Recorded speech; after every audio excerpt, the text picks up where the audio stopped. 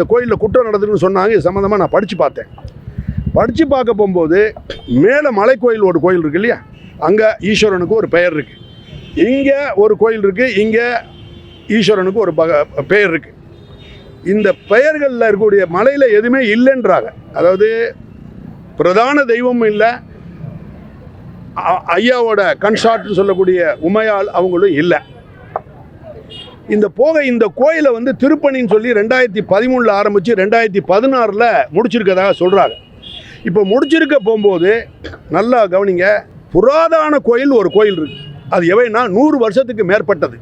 100 வருஷத்துக்கு உள்ளே இருக்கிற கோயில்களுக்கு வந்து புராதன கோயில்கள் சொல்ல மாட்டாங்க, பழமையான கோயில்னு சொல்லிக்கிடுவாங்க.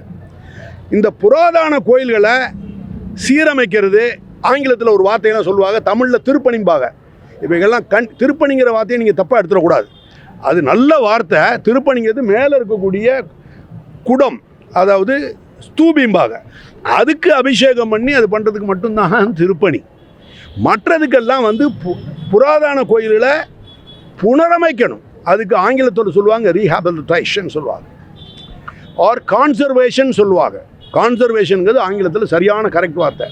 அதுக்கு அடுத்தது புதுப்பித்தல் அப்படின்னு ரெனோவேஷன், அது சட்டவிரோதமான வார்த்தை. அதை அறநிலைத்துறை யூஸ் படுத்தும். அறியாமையினால் அவங்க யூஸ் படுத்துறதில்லை, அவங்க படித்தவங்க.